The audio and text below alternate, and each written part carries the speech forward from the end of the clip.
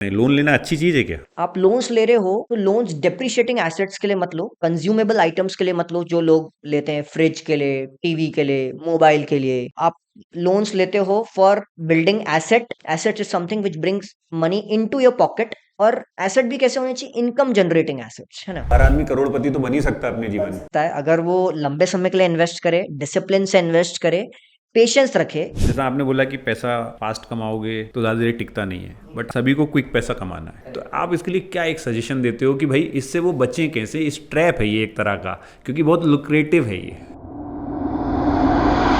तो आज दोस्तों हम लोग बात करने वाले हैं जैनिश कोठारी जी से।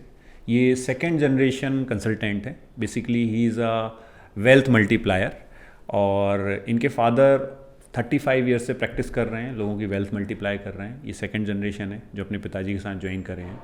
इंदौर बेस्ड है ये। तो आज हम इनके साथ सीखेंगे कि किस तरीके से अपनी वेल्थ को मल्टीप्लाई किया जाता है। तो शुरू करते हैं। तो जैनिश जी, थोड़ा सा एक आपका इंट्रोडक्शन दें ऑडियंस के लिए। Good evening. My name is Janesh Kothari. I'm an asset multiplier by qualification. I'm a certified financial planner and a qualified personal finance professional. Well, a lot of people don't understand their futures, financial responsibilities, and goal. And when these kind of responsibilities and goal come in their life, they feel stuck and they feel handicapped, and they don't know what to do further. So what I and my team does at Jay Kothari and Company is we sit with individuals and families and we give them customized financial solution which become their customized financial plan, and we help them execute those plans. And as a result of this process, our objective is to give them a stress free life around their money related issues. तो जनेश जी, शुरू करने से पहले मैं एक चीज़ जानना चाहूँगा। आपने एक वर्ड यूज़ किया, सर्टिफाइड फाइनेंशियल प्लानर। ये क्या होता है? ये एक सर्टिफिकेशन कोर्स है जो कि financial planning standard boards of India द्वारा ये ऑफर किया जाता है, कंडक्ट करते हैं वो लोग। इसके करीबन 5 मॉड्यूल्स हैं, and one by one module clear करके फिर फाइनल एग्जाम के पहले एक फाइनेंशियल प्लान असेसमेंट साइकिल रहती है। वो फाइनेंशियल प्लान सबमिट करके फिर final exam if you clear, then you are CFP। फिर उसके बाद कुछ वर्क एक्सपीरियंस रिक्वायरमेंट भी सबमिट करनी रहती है। फिर उसके बाद वो आपको फाइनली सर्टिफिकेशन अवार्ड करते हैं। और ये बेसिकली जो भी फाइनेंशियल एडवाइजर्स और फाइनेंशियल प्लानर्स हैं उनके लिए एक बहुत ही अच्छा एक अच्छा बहुत ही सर्टिफिकेशन कोर्स है जो कि आपको बहुत अच्छे से सिखाता है एक स्ट्रक्चर्ड वे में कि आप कैसे फाइनेंशियल प्लानिंग कर सकते हैं किसी भी इंडिविजुअल की, और कैसे होनी चाहिए। और उसी चीज़ के लिए ये मैंने परस्यू किया जिससे कि मैं अपना ऑब्जेक्टिव पूरा कर सकूँ लोगों को सही तरीके से फाइनेंशियली गाइड करने के लिए। तो इसमें एक सेकंड क्वेश्चन ये उठता है कि मार्केट में बहुत सारे ऑलरेडी फाइनेंशियल प्लानर्स हैं जो शायद CFP नहीं हैं, तो उनमें और आप में डिफरेंस क्या है? एक डिफरेंस ये आ जाता है when you consult certified person. बहुत ही हम प्रोसेस ड्रिवन मैनर में काम करते हैं। अपार्ट फ्रॉम दिस, मैं गोल बेस्ड इन्वेस्टिंग में बिलीव करता हूँ। So whenever we onboard a client, जब भी मैं एक क्लाइंट को ऑनबोर्ड करते हैं तो हम उनसे पूछते हैं, प्रॉपरली पहले कॉन्वर्सेशन करते हैं कि आप भी जो भी पैसा इन्वेस्ट कर रहे हैं भविष्य के लिए, क्यों इन्वेस्ट कर रहे हैं, कितना इन्वेस्ट करना है, कितने साल के लिए करना है, ये सब चीजें जानने के बाद इसके अलावा भी बहुत सारी बैकग्राउंड इन्फॉर्मेशन मैं लेता हूँ। गूगल फॉर्म्स उनसे भरवाता हूँ, कुछ एक्सेल शीट भरवाता हूँ, काफ़ी एक्सरसाइज़ करवाता हूँ before onboarding them as a client. और तब वो मुझे लगता है कि हाँ, ये राइट फिट हैं। ये एक फ़ास्ट मनी कमाने नहीं आए हैं, क्योंकि फ़ास्ट मनी जो भी इन्वेस्टर कमाने आया है, वो जितनी फ़ास्ट कमाएगा, उससे ज़्यादा फ़ास्ट वो लूज़ भी कर देगा। So there is never nothing called fast money in this world. मतलब एक एग्ज़ाम्पल है, मैं आपको देता हूँ। 2008 के लेमन ब्रदर क्राइसिस में एक व्यक्ति ने ऐसे ही 10,000 रुपए, बैंगलोर में एक IT कंपनी का एक प्रोफेशनल था, उसने 10,000 रुपए ऐसे ही कुछ पुट ऑप्शन में लगा दिए थे। ऐसा नहीं कि वैसा हम सुनते हैं ना, महीने भर में पैसा डबल या 15 दिन में पैसा डबल। उसके केवल 21 दिन में वो 10,000 रुपए के 1 करोड़ 21 लाख रुपए हो गए थे। हाँ, केवल 10,000 रुपए के, ठीक है। बट अगले ही 4 महीने के अंदर अंदर 1 करोड़ 25 लाख उसने खो दिए, और उल्टे 4 लाख रुपए खो दिए अगले 4 से 6 महीने में। तो जितना कमाया नहीं उससे चला भी गया, उससे ज्यादा चला गया इनफैक्ट। सो फास्ट मनी आप कितने एग्जांपल्स देखो, केबीसी का कोई ऐसा कोई तो था, वो सुशील कुमार, ठीक है, उसने भी बहुत पैसा, कुछ 5-1 करोड़ रुपए विन कर लिए थे, बट बहुत जल्दी उसकी वेल्थ इरोड हो गई, वो पैसा टिका नहीं। तो fast money never stage with you for a longer period of time. वो लक्ष्मी आपको ज्यादा टाइम तक टिकेगी नहीं, कोई भी हो, कहीं कहीं का भी चंजी हो। इसमें फिर एक क्वेश्चन पैदा होता है कि जैसा आपने बोला कि पैसा फास्ट कमाओगे तो ज़्यादा देर टिकता नहीं है, बट हमारे आज के जो यूथ हैं, है ना, या यूथ क्या कहूँ, मैं तो सभी की बात बोलूँगा, सभी को क्विक पैसा कमाना है ना। सभी को विराट कोहली बनना है, बट विराट कोहली जैसी मेहनत किसी को नहीं करनी। सबको रोनाल्डो बनना है, बट रोनाल्डो जैसा सेक्रीफाइस किसी को नहीं करना, है ना, उसके जैसा फिटनेस रूटीन किसी को फॉलो नहीं करना। अब सवाल ये है कि ये रूटीन, ये मेहनत कोई नहीं करना चाहता, पर एडवांटेजेस सब चाहते हैं। तो आपकी इन्वेस्टिंग वाली दुनिया के अंदर ये चीज़ आप मना कर रहे हैं, बट बाहर तो सब यही करते हैं और यही सोचते हैं। तो आप इसके लिए क्या एक सजेशन देते हो कि भाई इससे वो बचें कैसे? इस ट्रैप है ये एक तरह का, क्योंकि बहुत लुक्रेटिव है ये।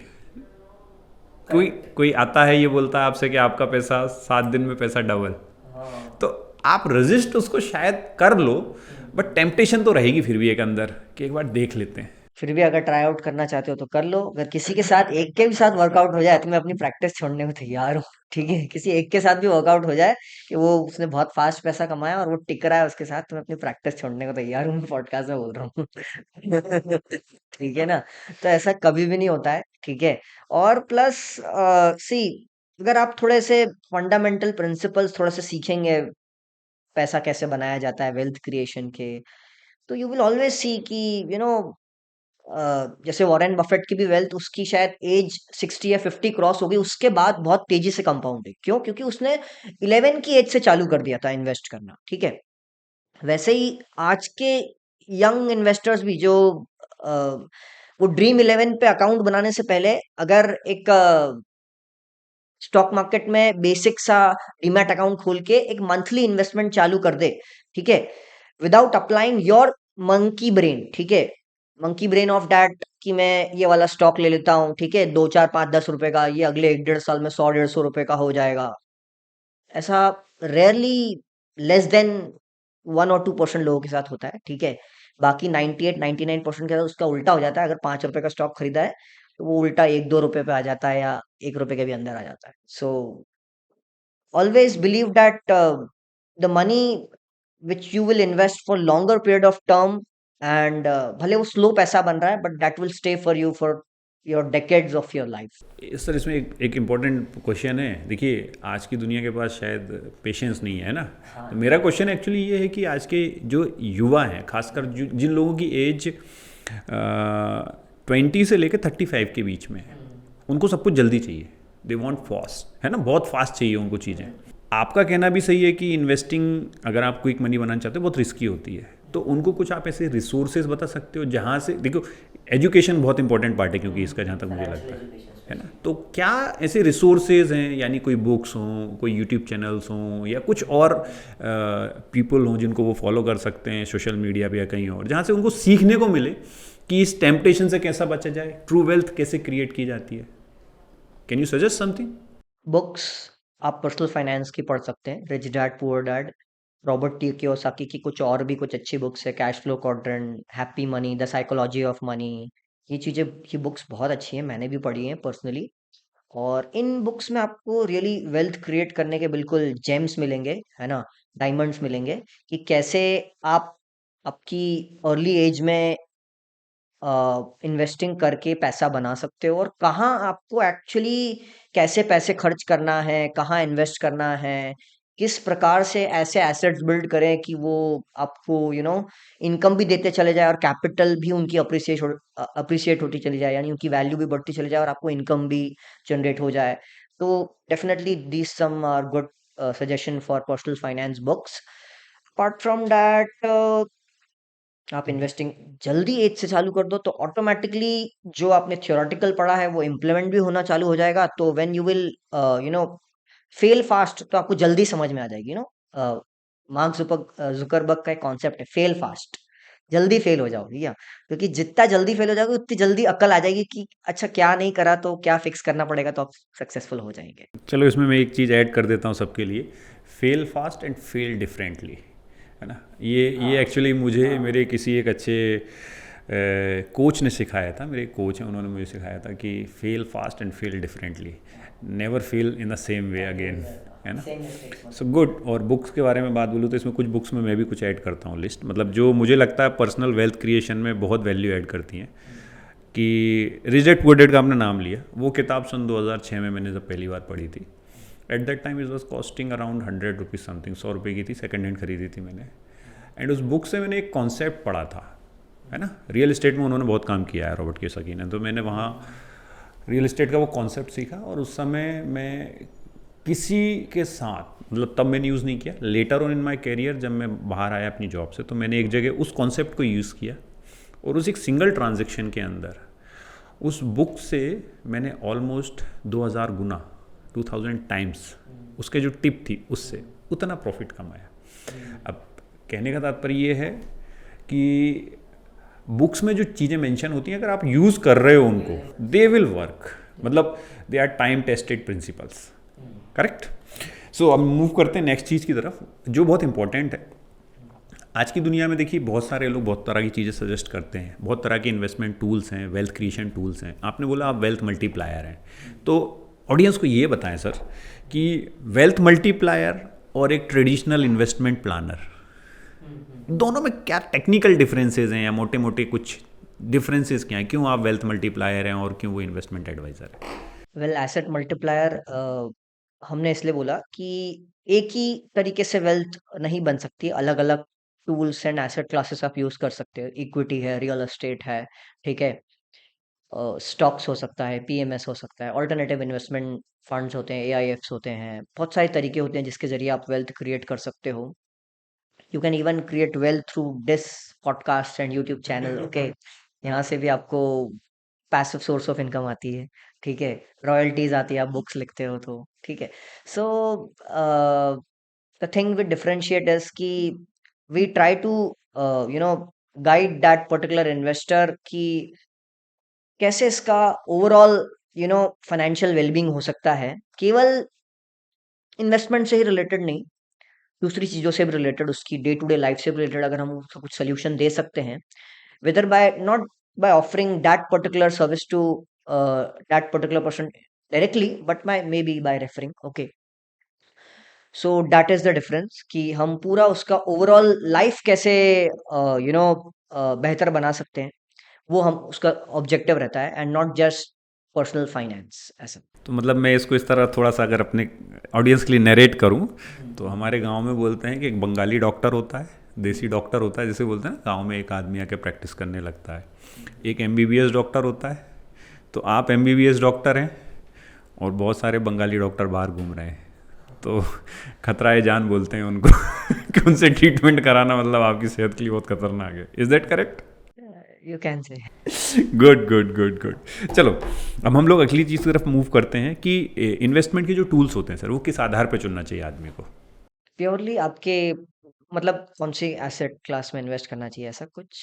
मतलब मैं एग्जांपल के लिए आपसे पूछूं कि देखिए क्या होता है, बहुत सारी एसेट्स क्लास हैं, है ना, रियल एस्टेट है, म्यूचुअल फंड्स हैं, एसआईपीज हैं, इंश्योरेंस है, गोल्ड है, और भी 10 चीज़ें होंगी लोगों के दिमाग में। बट क्वेश्चन ये है कि वो कैसे तय करे कि उसके लिए कौन सा अच्छा है। उसको अपनी इन्वेस्टर को अपनी खुद की फाइनेंशियल नीड्स असेस करना आनी चाहिए, है ना।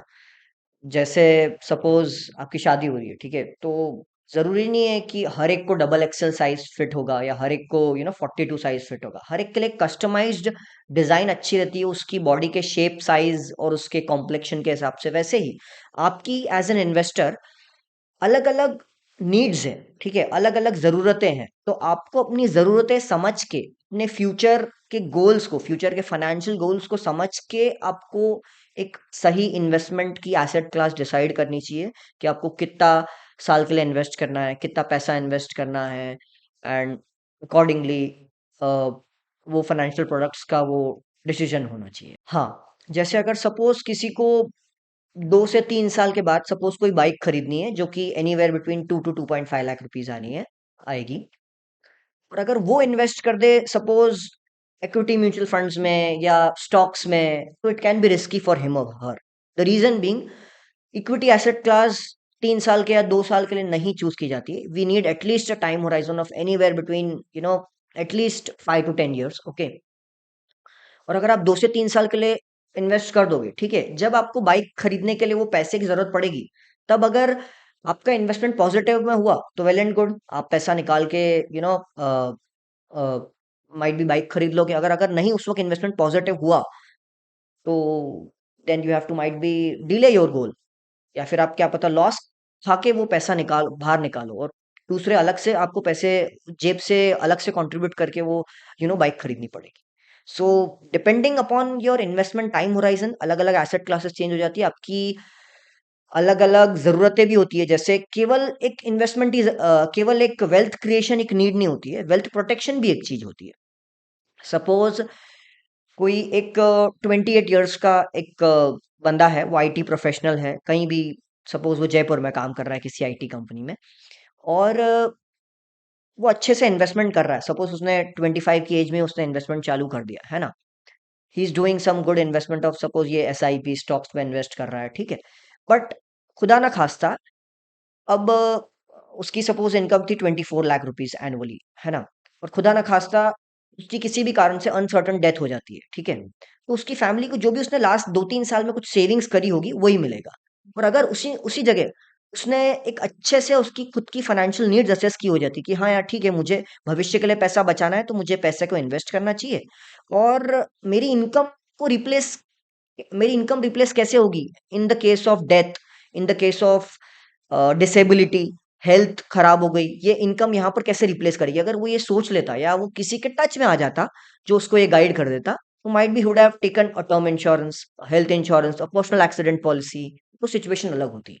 वो 3 साल में जो उसने पैसा जोड़ा होता स्टॉक्स म्यूचुअल फंड से, वो भी मिलता। Apart from that, suppose 1.5 crore का एक टर्म इंश्योरेंस होता, वो भी मिलता, ठीक है। और अगर किसी कारण से उसका हॉस्पिटल में एक अच्छा लंबा चौड़ा बिल आ गया, कुछ भी ऐसा हो गया हेल्थ से रिलेटेड, सपोज 5 लाख का बिल आ गया, तो 5 लाख उसको उसकी जेब से नहीं भरना है, वो कंपनी पे कर देगी, हेल्थ इंश्योरेंस वाली। ये तो बात हो गई हमारे सभी क्लास के इन्वेस्टर्स के लिए। एक क्लास है जिसको इन्वेस्टमेंट में बड़ी प्रॉब्लम है, और वो क्लास है हाई नेटवर्थ इंडिविजुअल्स, है ना, जिन लोगों की मंथली डिस्पोजेबल इनकम 3 लाख या उससे ज़्यादा है। अब उन लोगों के साथ बड़ी प्रॉब्लम ये है कि उनकी इनकम भी बहुत ज़्यादा है, और इन्वेस्टमेंट्स के लिए उनके पास भर भर के लोग आते हैं, है ना, कि भाई हर प्रॉपर्टी ब्रोकर चाहता है ये मेरे कस्टमर बन जाए, हर इन्वेस्टमेंट प्लानर चाहता है ये मेरे कस्टमर बन जाए, हर बैंकर चाहता है ये मेरे कस्टमर बन जाए। Is it correct? वो कैसे डिसाइड करें, पहले तो किसको चुनना है। दूसरा क्वेश्चन ये है कि उन लोगों के गोल्स, जो बाकी के लोग हैं या उनके स्लैब से नीचे के जो लोग हैं, उनकी इनकम से बिलो के लोग, उनसे डिफरेंट होते हैं। तो क्या उनके लिए भी सेम टूल्स काम करेंगे जो कि बाकी लोगों के लिए काम कर रहे हैं, या उनके लिए हो सकते हैं डिफरेंट डेफिनेटली, हो? थोड़ा उसके ऊपर। जिनकी इनकम थोड़ा सा, जैसे आपने बोला कि HNIs है, and they earn anywhere between 30 to 30 lakhs and more annually, ठीक है। तो देखो, गोल्स तो हर एक कोई बनाने चाहिए, ठीक है। भले वो कम अर्न करता है या ज्यादा अर्न करता है, उससे कोई मतलब नहीं, गोल्स तो आपके तो भी होंगे, ठीक है। बस ये हो सकता है कि कुछ गोल आपके लिए अचीव करना बहुत आसान हो जाएंगे उनके लिए, ठीक है। सपोज उनके लिए कोई 2-4 लाख की अगर कोई बाइक खरीदनी है, तो they don't have to think much, bank में इतना बैलेंस पड़ा है, ठीक है, उससे ज्यादा कहीं गुना। डेफिनेटली, अगर अच्छे से अपने गोल्स क्रिएट कर लिए, गोल्स क्रिएट करके आपको एक ये पता चल जाता है कि आपके शॉर्ट टर्म गोल्स क्या है, मीडियम टर्म गोल्स क्या है, लॉन्ग टर्म गोल्स क्या है। Short term goals are like 0 to 2 year के बीच में, medium term goals are anywhere between 2 to 5 years, and the goals which are above more than like 7 years के बाद आने वाले, they are like long term goals. तो आप ये गोल्स के बीच में बाइफर्केशन करें, एंड अकॉर्डिंगली आप एसेट क्लास चूज करें। अब जिनके पास सरप्लस पैसा है, ठीक है, तो उनके लिए एसेट क्लासेस थोड़ी सी ज्यादा डिफरेंट हो सकती है। सपोज किसी के पास 50 lakhs एंड मोर अमाउंट है इन्वेस्ट करने के लिए, तो he can get a higher return by investing in PMS, portfolio management services, ठीक है। स्टॉक्स के भी आजकल कस्टमाइज्ड पोर्टफोलियोज आ जाते हैं, अलग अलग वेबसाइट से ऐसी, वहां पर आप उन वेबसाइट के अलग अलग जो पोर्टफोलियोज रहते हैं उसमें इन्वेस्ट कर सकते हैं, ठीक है। जैसे green energy, artificial intelligence, automobile industry, है ना, इलेक्ट्रिक व्हीकल, इनके अलग अलग आपको पोर्टफोलियोज मिल सकते हैं इन इंडस्ट्री से केटर करते हो तो आप उनमें इन्वेस्ट कर सकते हैं, ठीक है? और इस कैटेगरी के पर्सन थोड़े से ज़्यादा रिस्क ले सकते हैं, so definitely they can get more returns also, उनको ज़्यादा रिटर्न्स भी मिल सकते हैं क्योंकि वो फिर एसेट क्लास भी थोड़ी सी एग्रेसिव चूज करेंगे, एक्स्ट्रा एग्रेसिव, लाइक दैट। और बाकी जो जनरल जहाँ लोग इन्वेस्ट करते हैं, सपोज म्यूचुअल फंड्स हो गए, एसआईपीज हो गए, स्टॉक्स हो गए, तो वो लोग भी वहां पर करते ही हैं, ठीक है, मैंने भी देखा है। बट ये है कि क्योंकि उनके पास डिस्पोजेबल सरप्लस अमाउंट थोड़ा ज़्यादा है, तो थोड़े-थोड़े एसेट क्लासेस डिफरेंट हो जाते हैं। और जनरली एचएनआईज़ का ऐसा भी कुछ गोल रहता है, जैसे जितना मैंने देखा है कि I want to create a wealth of suppose 500 crore और 300 करोड़ और 1000 crore in my lifetime, है ना? तो इस प्रकार की वेल्थ के लिए भी आप लोगों को भी इवन रेगुलर इन्वेस्टमेंट्स कर सकते हैं आप लोग भी। रेगुलर इन्वेस्टमेंट आपके लिए थोड़े से अलग हो सकते हैं, अलग एसेट क्लासेस हो सकती है। जैसे आप रेगुलरली पीएमएस में इन्वेस्ट कर सकते हैं, लोग रेगुलरली एसआईपीज़ में इन्वेस्ट कर सकते हैं, एसआईपी में करते हैं। द रीज़न बीइंग क्योंकि लमसम इन्वेस्ट करेंगे तो लॉन्ग टर्म में कंपाउंडिंग ज़्यादा होगी, ठीक है? एसआईपीज़ में compounding every month you invest, ठीक है? अगर कोई एक साथ ही 20, 25, 50 लाख लगा रहा है तो उसको कंपाउंडिंग का मज़ा और ज़्यादा आएगा, ऐसा। एग्जाम्पल देता हूँ। जैसे कोई एसआईपी में इन्वेस्ट करता है 10 लाख रुपए 10 सालों में, ठीक है? सपोज 1-1 लाख रुपए हर साल, है ना? तो उसको कंपैरेटिवली उसकी at the end of 10 year उसकी जो पोर्टफोलियो की वैल्यू होगी वो कम होगी, और कोई एक साथ ही 10 लाख रुपए इन्वेस्ट कर देता है, ठीक है? तो उसकी पोर्टफोलियो की वैल्यू ज्यादा होगी क्योंकि उसने एक साथ ही इन्वेस्ट कर दिया ना 10 लाख, तो वो 10 लाख को पूरे कंपाउंड होने के लिए पूरे 10 साल का टाइम मिला। और वो जो 10 लाख रुपए एसआईपी के जरिए इन्वेस्ट कर रहा है, वो एक साल पहले ईयर में इन्वेस्ट किया उसने, दूसरे साल में फिर सेकेंड लाख इन्वेस्ट किया, फिर थर्ड ईयर में उसने 1 लाख इन्वेस्ट किया, फिर चौथे ईयर में। तो जो सब्सिक्वेंट ईयर्स में जो 1-1 लाख इन्वेस्ट हो रहे हैं उनको फिर टाइम कंपैरेटिवली कम मिल रहा है, so they will grow at a later pace, वो थोड़ी धीमी गति पे बढ़ेंगे, लाइक दैट। बट एक इसमें क्वेश्चन और है। एच के लिए एक और चैलेंज होता है, या हाई नेटवर्थ इंडिविजुअल्स के लिए, कि उनका टैक्सेशन का बड़ा प्रॉब्लम है। हाँ। तो उनके लिए क्या टैक्स इंस्ट्रूमेंट्स हो सकते हैं, क्योंकि they are paying a such a big, especially salaried लोग वो बड़ा पोर्शन पे करते हैं टैक्स में। तो उनके लिए क्या क्या ऐसे इंस्ट्रूमेंट्स हैं जहां इन्वेस्टमेंट में रिटर्न भी अच्छे हैं प्लस टैक्सेशन की छूट्स भी हैं? आजकल के अगर हम अच्छी एसेट क्लास की बात करें जहां आपको अच्छा रिटर्न मिल जाए, तो सारी एसेट क्लासेस टैक्सेबल है, ठीक है? कोई भी एसेट टैक्स फ्री तो नहीं बची है। हाँ जी। अगर टैक्स फ्री बची है तो क्या बची? पीपीएफ बचा है। अब पीपीएफ में रिटर्न ही नहीं है सर, कर लो आप इन्वेस्ट, मुझे कोई दिक्कत नहीं है। पब्लिक प्रोविडेंट फंड है ना, जिसमें रिटर्न कुछ 7-8% के आसपास आएगा, ठीक है? तो अब उसमें रिटर्न ही कम है, ठीक है? भले आप टैक्स फ्री बना रहे हो आपका पैसा, ठीक है? 15 साल बाद आपको पूरा पैसा टैक्स फ्री मिलेगा, बट रिटर्न्स कम है। अल्ट अगर आप उसी जगह पैसा इन्वेस्ट करते, सपोज इक्विटी में, ठीक है? और आपको 15 साल बाद 17% रिटर्न मिला, उसमें 10% टैक्सेशन है, तो 17 माइनस 10% कर लो, उतना आपको तो नेट रिटर्न बैठेगा, है ना? 10% का टैक्स हटा के, तो है ना? वहां पर आपको मैक्सिमम ही 8% मिल रहा है, टैक्स फ्री है, बट रिटर्न तो कम है ना ओवरऑल, लाइक दैट, है ना? तो कोई भी एसेट क्लास टैक्स फ्री तो नहीं बची है, ठीक है? भले वो स्टॉक्स हो, म्यूचुअल फंड्स हो, प्रॉपर्टी हो, कुछ भी कर लो आप, ठीक है? तो नहीं बची है टैक्स फ्री। और बस ये कर सकते हो आप कि थोड़ा-सा थोड़ा-सा दिमाग लगा के कि कितना 1 साल में हम प्रॉफ़िट बुक कर लेंगे तो उस पे टैक्स नहीं लगेगा, एक ये चीज़ कर सकते हो, ठीक है? अपार्ट फ्रॉम दिस, जैसे बहुत सारे इनकम टैक्स में एग्ज़ेम्पशन के सेक्शंस रहते हैं, ठीक है? कि अगर आप सपोज़ कोई बड़ी लैंड बेच रहे हो, ठीक है? या बड़ी प्रॉपर्टी बेच रहे हो और वहाँ से आपको प्रॉफ़िट आ रहा है, तो वो प्रॉफ़िट को अगर आप री-इन्वेस्ट कर देते हो अगले 3 साल के अंदर-अंदर, या फिर उससे कोई कंस्ट्रक्शन कर लेते हो, है ना? या फिर कोई रेसिडेंशियल प्रॉपर्टी खरीद लेते हो, तो जो आपका टैक्स रहता है वो पूरा एग्ज़ेम्प्ट हो जाता है। हाँ, तो इस प्रकार के आप कुछ जो लॉ है, लॉ में ही जो लूपहोल्स तो नहीं बोल सकते, जो अवेलेबल ऑप्शंस है टू सेव टैक्स, वो आप एक्सप्लोर कर सकते हो। ये सेम चीज़ सैलराइड एम्प्लॉयज़ के लिए भी अवेलेबल है जी, बिल्कुल, सबके लिए और अवेलेबल है। बिजनेसमैन के लिए भी अवेलेबल? हाँ, सबके लिए अवेलेबल है। अच्छा, एक इसमें सर क्वेश्चन और है, क्योंकि जो बिजनेसमैन है ना, ये तो सैलराइड की बात कर रहा था मैं। बिजनेसमैन होते हैं, उनका एक चैलेंज डिफरेंट ही है। उनको अक्सर मैंने ये देखा है अपने कैरियर में काम करते हुए कि कई कंसल्टेंट जिनके साथ वो काम करते हैं, अक्सर वो उनकी इनकम को एक सर्टेन लिमिट से ज़्यादा बढ़ाने नहीं देते। उनको ऐसा बताया जाता है कि भाई आप ज़्यादा इनकम दिखाओगे तो आपको ज़्यादा टैक्स भरना पड़ेगा, या फिर आपको इनकम टैक्स के नोटिस आ सकते हैं, या फिर कुछ XYZ और। तो इस वजह से वो अपनी इनकम नहीं बढ़ा पाते। मैंने देखा है स्मॉल बिजनेसेस और मीडियम बिजनेसेस अक्सर वो एक लिमिटेड रिटर्न भरते हैं, जिस वजह से उनको आगे बहुत प्रॉब्लम आती है। जैसे बैंक्स में जाते हैं लोन्स के लिए तब प्रॉब्लम आती हैं, या फिर कोई इन्वेस्टमेंट कर लेते हैं तब भी आजकल इनकम टैक्स रिटर्न लगते हैं, शायद वहाँ भी प्रॉब्लम्स आती हैं टर्म प्लान वगैरह लेते समय। तो उनके लिए क्या सजेशन है आपका, व्हाट दे शुड डू? दिखानी तो आपको ट्रू इनकम चाहिए आपकी, लेकिन डेफिनेटली वो हमारे मतलब देश में सालों साल से ऐसी प्रथा चल रही है कि हम तो इनकम कम ही बताते जो होती है उससे। वैसे आजकल अभी recently new income tax regime आया, उसमें लिमिट बढ़ गई है, 7 लाख रुपीस हो गई है, ठीक है। उसमें रिबेट का अमाउंट जो पहले 12,500 रुपए हुआ करता था ओल्ड रेजिम में, अब वो बढ़ा के 25,000 कर दिया है, ठीक है। तो उसमें ऑटोमेटिकली आपकी एक लिमिट बढ़ गई है इनकम, आप 2 लाख रुपए और एक्स्ट्रा दिखा सकते हो। पहले 5 लाख तक टैक्स फ्री होता था, अब 7 लाख तक टैक्स फ्री हो रहा है, ठीक है। हाँ, तो अब 7 लाख तक कोई टैक्स नहीं लगेगा न्यू रेजिम में, ओल्ड रेजिम में नहीं। और अपार्ट फ्रॉम दिस डेफिनेटली आप भी जैसे फाइनेंस फील्ड से हैं एंड आप फाइनेंसिंग करते हो, तो आप देखते हैं आप खुद भी कि अगर किसी की इनकम सपोज 7 लाख रुपए और किसी की इनकम 18-20 लाख है या 15 लाख है, तो डेफिनेटली उसके लोन सैंक्शन के अमाउंट में डिफरेंस आ जाता है, ठीक है। और स्मार्टली आप सेव कर सकते हो टैक्स बाय टैक्स प्लानिंग आप करके, ठीक है।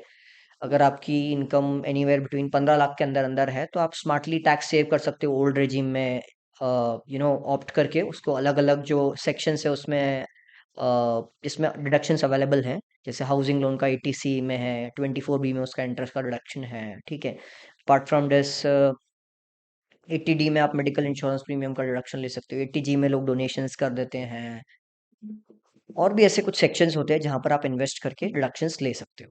तो इसमें उनको थोड़ा सा प्लानिंग की ज़रूरत है, मतलब आपका कहना है? हाँ, टैक्स प्लानिंग करके। और आप जैसे बहुत सारे लोग ये भी करते हैं कि जब वो मतलब जैसे ITR फाइल करते हैं, तो उनको पूरा फाइनेंशियल ईयर खत्म हो जाता है, फिर वो सोचते हैं टैक्स प्लानिंग के बारे में। जबकि फाइनेंशियल ईयर खत्म हो जाता है, फिर तब आप कुछ कर नहीं सकते हो, ठीक है। जो भी आपने इनकम कमा लिया, जो भी इन्वेस्टमेंट हो गए वो हो गए। अगर आपकी इनकम बहुत ज्यादा है, तो आप क्वार्टरली रिव्यू करो, क्वार्टरली मेरी इतनी इनकम आ रही है, कितना टैक्स बन रहा है, ठीक है। फिर नेक्स्ट क्वार्टर 2 आया, मेरी इतनी इनकम आ रही है, इतना टैक्स बन रहा है, ठीक है। तो आप क्वार्टरली टैक्स भरो rather than paying tax at the when you are filing your income tax return, है ना। क्वार्टरली आप टैक्स पे करो, एडवांस टैक्स जिसको पे करना बोलते हैं। एडवांस टैक्स का अलग अलग डेट्स है, तो आप एडवांस टैक्स भर दोगे तो माइट भी आपका एटलीस्ट इंटरेस्ट तो सेव हो जाएगा। हाँ, बहुत सारे लोग एडवांस टैक्स के बारे में इतना अवेयर नहीं रहते, अवेयर रहते भी है तो वो पे नहीं करते।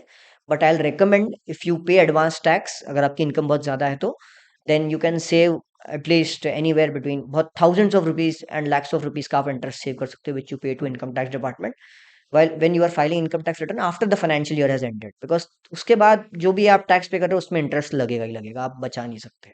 One more question for that, इसी सेम चीज़ से जुड़ा हुआ क्वेश्चन है वो, कि लोग ये क्वार्टरली प्लानिंग नहीं करते जनरली। मतलब हमारे देश में तो परंपरा है कि मार्च निकल गया है, उसके बाद गवर्नमेंट की एक टाइमलाइन आती है कि इस समय रिटर्न्स फाइल होना शुरू होंगे। उसके बाद वो अपने CA से आखिरी के एक हफ्ते पहले या आखिरी दिन भी जाते हैं कुछ लोग, तो बात करने के सर रिटर्न फाइल करवाना है, करेक्ट ना? अब इस हैबिट से वो कैसे पीछे छुड़ा सकते हैं? शुरुआत तो अपने घर से ही करनी पड़ेगी, तो आपको एक बार जल्दी फाइल करा के देख लो, तो माइट भी आपको एटलीस्ट थोड़ा सा एक पीस ऑफ माइंड भी रहता है, ठीक है। और अगर आपने जल्दी फाइल कर दिया, ठीक है, तो आप फिर जो करंट फाइनेंशियल ईयर चल रहा है, आप उसकी बेहतर प्लानिंग में लग सकते हो, ठीक है। कि इस ईयर में मैं इतना इतना इन्वेस्टमेंट कर दूंगा तो इतना इतना टैक्स बचा लूंगा, ठीक है। और वही अगर आप 31 जुलाई को जाओगे या जुलाई के एकदम आखिरी के हफ्ते में जाओगे, तो माइट भी उस वक्त ये भी होता है, मैं आपको बता दूं कि आप रिटर्न आपका सही से फाइल नहीं कर पाते हो कई बार, क्योंकि आखिरी के एक हफ्ते में, आखिरी के 2 4 5 दिनों में बस ऐसा है कि जो जो डिटेल्स इकट्ठी हो गई, बस ये फटाफट से डालो, फीड करो, रिटर्न फाइल कर दो, जो होगा देखा जाएगा। यही होता है हमारे देश में, बिकॉज उसको पता है कि 31 जुलाई के बाद में फाइल करूंगा तो मुझे पेनल्टी लगेगी, तो अभी तो मैं कैसे भी करके कर देता हूँ, फिर बाद में देखा जाएगा। CS भी ये करते हैं और क्लाइंट्स भी ये करते हैं, मतलब इवन, ठीक है। तो एटलीस्ट ये चीज से आप बच सकते हो। ठीक है, मूविंग टूवर्ड्स द क्लोज़र, है ना?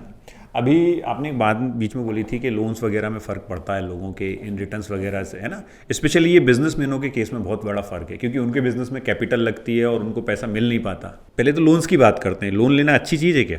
डेफिनेटली लोन, अगर आप एक अच्छी प्रोडक्टिव चीज के लिए लेते हो जिससे आप इनकम जनरेट कर सकते हो, तो वो बहुत अच्छी चीज है। लोन्स भी दो प्रकार के होते हैं, like bad loans and good loans. So good loans are education loan, housing loan, okay, business loan. And bad loans are like personal loan, ठीक है। इवन सीसीओडी अगर आप अच्छे जुडिशियसली यूटिलाइज करो एंड प्रोडक्टिवली उसको यूटिलाइज करो, तो it can be a good option, it can be a good loan. आप लोन्स ले रहे हो तो लोन्स डेप्रिशिएटिंग एसेट्स के लिए मत लो, कंज्यूमेबल आइटम्स के लिए मत लो, जो लोग लेते हैं फ्रिज के लिए, टीवी के लिए, मोबाइल के लिए, ठीक है।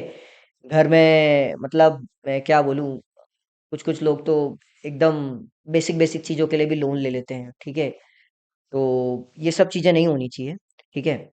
तो अगर आप लोन्स लेते हो for building assets is something which brings money into your pocket. और एसेट भी कैसे होने चाहिए, इनकम जनरेटिंग एसेट्स, है ना। कोशिश करो इनकम जनरेटिंग एसेट्स के लिए आप लोन ले रहे हो तो उससे आपकी वेल्थ भी बिल्ड होती है। और अगर आप लोन लेते हो तो उसमें भी आपको कुछ इनकम से डिडक्शंस मिल जाते हैं, है ना। क्योंकि आप फिर लोन्स भी ऐसे लोगे कि जिससे आपको टैक्स में भी रिबेट मिल जाए, ठीक है। तो that way it is beneficial कि आपने सपोज हाउसिंग लोन ले लिया, ठीक है, और आप उससे कोई कमर्शियल प्रॉपर्टी कंस्ट्रक्ट कर रहे हो, तो एक तो कमर्शियल प्रॉपर्टी का रेंटल यील्ड आएगा आपको, ठीक है, जब वो रेंट पे चल जाएगी। और आप ऑलरेडी टैक्स सेविंग कर रहे हो एटीसी और 24B सेक्शन में, प्रिंसिपल का और इंटरेस्ट का, हाउसिंग लोन का। So that way if you are मतलब taking a loan to build an asset which is income generating asset, nothing better than that. Depreciating assets के लिए आप लोन ले रहे हो, आज जो आप मिक्सर सपोज 15,000 रुपए का ले रहे हो, वो 1 साल बाद मिक्सर ही हो जाएगा 6-7 हजार रुपए का, और आपने उसकी कीमत से ज्यादा आपने उसको पे कर दिया है। 15,000 रुपए का सपोज वो मिक्सर है, तो आपने उनको 20,000 21,000 रुपए दे दिए विथ इंटरेस्ट। वो साल भर बाद उसकी कीमत ही बची 6-7-8 हजार। बट ये कंपनियां तो क्लेम करती हैं कि इंटरेस्ट फ्री लोन देती हैं, ऐसा ये लोग क्लेम करते हैं। और कंपनी इंटरेस्ट फ्री लोन दे रही है तो फिर वो कंपनी कैसे चलेगी, आप खुद ही बता दीजिए। आप खुद फाइनेंस फील्ड से ये सब बेवकूफ बनाने वाली बातें होती है। अच्छा, वन मोर इम्पोर्टेंट थिंग कि लोन्स की बात उठी है तो गुड लोन्स बैड लोन्स आपने बताए, है ना। अभी एक आपने एग्जाम्पल दिया था लास्ट में कि एक आप किस तरह से एसेट्स बना सकते हैं, एक कोई इसका एलोबरेट एग्जाम्पल दे सकते हैं आपकी किस तरीके से high net worth individual plus as well as बाकी के यूजर्स भी जो हैं, दोनों के लिए ये चीज़ कॉमन है कि वो इस तरह के लोन्स ले सकते हैं, और आईटीआर का क्या रोल होता है उसके अंदर, हाउ इट प्लेस। अ, आपने क्या पूछा, एक मिनट रिपीट क्वेश्चन करेंगे। बिजनेस वाले, हाँ। हाई बिजनेस वाले लोग और जो बाकी के लोग हैं सैलराइड, है ना, दोनों को लोन लगते हैं। बट दोनों जब लोन लेने बैंक में जाते हैं तो उसके अंदर आईटीआर का क्या रोल होता है, इनकम टैक्स रिटर्न्स के क्या रोल होते हैं, इंपॉर्टेंस क्या है उसकी, और उनको क्यों प्लान करके काम करना चाहिए, इसकी क्या इंपॉर्टेंस है। देखिए, अगर आप फाइनेंस लेने जा रहे हैं बैंक से, ठीक है, फाइनेंसिंग कराने जा रहे हैं, तो डेफिनेटली आपके फाइनेंशियल स्टेटमेंट्स बहुत मैटर करते हैं, जो कि एक बिजनेसमैन या एंटरप्रेन्योर के केस में आपको trading P&L, balance sheet, income tax return, उसका कंप्यूटेशन और दूसरे भी कुछ सपोर्टिंग डॉक्यूमेंट्स लगते हैं। अगर ये आपके स्ट्रांग नहीं होंगे तो आपकी अल्टीमेटली जो फाइनेंस होने वाली वैल्यू है, जो लोन का अमाउंट है, वो कम हो जाएगा, अगर आपके पेपर स्ट्रांग नहीं होंगे, ठीक है। आज के ज़माने में पेपर्स बात करते हैं, ठीक है? तो आपके पेपर्स बहुत स्ट्रॉन्ग होने चाहिए। और स्पेशली बिज़नेस वालों के केस के लिए उनको उनके आईटीआर और फाइनेंशियल स्टेटमेंट्स बहुत स्ट्रॉन्ग होने चाहिए, क्योंकि उनको तो आईटीआर के बेसिस पे, बैंक स्टेटमेंट्स के बेसिस पे ही जज किया जाता है। सैलरीड वालों के केस में फिर भी लास्ट 6 मंथ्स की सैलरी स्लिप, लास्ट 3 मंथ्स की सैलरी स्लिप और उनके सैलरी स्लिप्स के बेसिस पे काम हो जाता है, ठीक है। उनको आईटीआर की शायद कभी-कभार एक्सेप्शनल केसेस में शायद आईटीआर की ज़रूरत भी ना पड़े। बट हाँ, अ, अगर आप बिज़नेसमैन हो तो आपके आईटीआर बहुत मैटर करता है। सब कुछ चीज़ें मेरे ख़्याल से, अगर मैं गलत ना हूँ, तो बैंक स्टेटमेंट और आईटीआर पे ही डिपेंड करता है when it comes to loans, ऐसा। ओके, तो दे मस्ट प्लान। बिल्कुल, आपको बहुत ही उसको केयरफुली और बहुत ही जुडिशियसली प्लान करना चाहिए, और रेगुलर आपको रेगुलर और रिव्यू उसको करना चाहिए आपके किसी भी अच्छे टैक्स कंसल्टेंट या चार्टर्ड अकाउंटेंट के साथ बैठ के। तो सर, जाते जाते मुझे आप ये बताइए कि आपने काफ़ी लोगों की वेल्थ क्रिएट कराई, मैंने आपकी गूगल प्रोफाइल देखी, अच्छे 250-300 रिव्यूज़ हैं, 4.5 के आपके रिव्यूज़ हैं, 35 साल का आप लोगों को एक्सपीरियंस है। तो कुछ सीक्रेट सॉस तो होगा आपके पास जो कि लोग यूज़ कर सकते हैं, जो आप अपने क्लाइंट्स को देते हो, केवल बाहर लोगों को नहीं पता अभी। तो वो सीक्रेट सॉस क्या है जिसका लोग यूज़ करके, मतलब बोलते हैं ना, आप तो मना कर रहे थे वैसे कि क्विक पैसा नहीं कमाना, बट आपके क्लाइंट्स के लिए आप थोड़ा स्पीड बढ़ाते हो। जैसे सब 10 की स्पीड में चढ़ रहे हैं तो वो शायद 12-15 की स्पीड में चल रहे होंगे, है ना। सब 10% का रिटर्न ले रहे हैं तो वो 12-15 का रिटर्न ले रहे हैं। तो वो सीक्रेट सॉसेस क्या है? आप यंग एज से ही थोड़ा फोकस कर दीजिए एक तो इन्वेस्टिंग पे, ठीक है। Always focus on creating assets. Assets is something जो आपकी जेब में पैसा लेके आए, ठीक है। तो एसेट्स बिल्ड करने पे फोकस करें आपकी यंग एज से। डेट कोशिश करें कम से कम हो। Good loans are always welcoming thing, okay. तो अच्छे लोन्स आप ले सकते हैं जिससे आपकी वेल्थ बिल्ड होती है, ठीक है। अडानीज लोन से ही बिल्ड हुए हैं, ठीक है। उन्होंने लोन बहुत लिए हैं जो कि उनको आगे एसेट्स बिल्ड करने में मदद करी, जिससे उनका कैश फ्लो भी बूस्ट हुआ। ऐसे बहुत सारी कंपनीज हैं, ठीक है, केवल अडानी नहीं है। रिलायंस ने भी लिया ना सर खूब सारा लोन तो। बिल्कुल। बट रीपेमेंट कैपेसिटी पे आपको देखना रहती है। रिलायंस में भी दो लोगों ने लोन लिया था, तो एक शायद नहीं कर पाया, दूसरे अच्छे से हैंडल कर रहे हैं, ठीक है। तो ऐसा है। और अपार्ट फ्रॉम दिस, आप यंग एज से इन्वेस्टिंग चालू कर देते हैं, एक फिक्स मंथली बेसिस पे आप चालू कर देते हैं, और कुछ अपार्ट फ्रॉम दैट आपका कुछ सरप्लस भी आप एवरी सिंगल ईयर पार्क करते चले जाइए।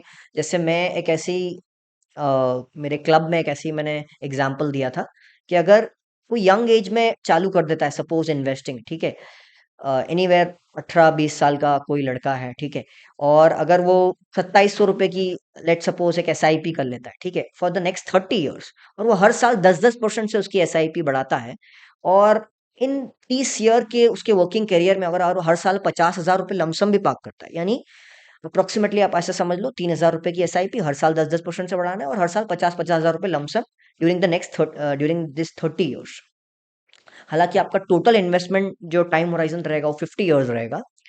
आपकी एसआईपी लास्ट के 20 सालों में भी चलेगी, लेकिन वो कांस्टेंट अमाउंट रहेगा, वो हर साल इंक्रीज नहीं होगा। अगर आपकी कर पाए आपके टाइम ड्यूरेशन, अगर आपके आपके यू नो टाइम आपके जीवन काल में, ठीक है, तो at the rate of 15% you make wealth of 102 crore rupees. At the rate of 20% you make a wealth of 585 crore rupees, ठीक है, 585 करोड़ रुपीज। तो ये है, ठीक है। लॉन्ग ड्यूरेशन में पावर ऑफ कंपाउंडिंग बहुत मैजिकली काम करती है, ठीक है। तो जो लोग 5-10 साल 15 साल 20 साल के लिए इन्वेस्ट करने का सोच रहे हैं या मन बनाया है, मैं उनको अनुरोध है मेरा कि आप कोशिश करें कि you invest anywhere between 30 to 50 years, okay. At least इतना टाइम आपकी इन्वेस्टमेंट टाइम होराइजन अगर आपकी रहती, इतनी आपकी इन्वेस्टमेंट जर्नी रहती है, तो आप इजीली 10 to 50 करोड़ रुपीस की वेल्थ बना सकते हैं इजीली। अगर किसी की 20,000 रुपये महीना इनकम है तो वो मान लो 5,000 रुपये महीना बचा सकता है, 15,000 तो उसका खर्चा हो ही जाएगा। वो कितनी वेल्थ बना लेगा अगले 20 साल में सर? 5,000 रुपए की अगर वो सपोज, अभी मेरे पास कैलकुलेटर तो नहीं है सर, ठीक है। हाँ, 5,000 रुपए की अगर आप सपोज मंथली सेव कर रहे हो 20 साल के लिए, करेक्ट। तो और हर साल अगर आप 5% या 10% से भी आपके इन्वेस्टमेंट बढ़ा लेते हैं, तो आप एनीवेयर बिटवीन, यार मेरे पास कैलकुलेशन तो नहीं है, बट हाँ, करोड़ में पैसे बन जाएंगे। तो मतलब हर आदमी करोड़पति तो बन ही सकता है अपने जीवन में। सकता है अगर वो लंबे समय के लिए इन्वेस्ट करे, डिसिप्लिन से इन्वेस्ट करे, पेशेंस रखे, क्योंकि पेशेंस एंड लॉन्ग टर्म इसका कोई भी रिप्लेसमेंट नहीं है, ठीक है। You have to keep patience in your investment journey. भले आपको रियल एस्टेट में पैसा बनाना हो, इक्विटी में पैसा बनाना हो, कहीं भी पैसा बनाना हो, आपको लंबे समय के लिए इन्वेस्टेड रहना है, पेशेंस रखना है, और डिसिप्लिन के जरिए डिसिप्लिन तरीके से इन्वेस्ट करना है। तो मतलब आपकी बात से मुझे समझ में आया कि इस देश में हर आदमी करोड़पति तो बन ही सकता है। अब 20,000 रुपये भी अगर आप कमाते हो तो आप करोड़पति बन जाओगे। इज दैट ट्रू ना? तो इस वीडियो का टाइटल हम थंबनेल यही रखेंगे कि how every Indian can become a crorepati. चलो, nice to talking you sir. अगली बार जल्दी मिलते हैं और कुछ टॉपिक्स के ऊपर बात करेंगे। Thank you for your time. जय राम जी की।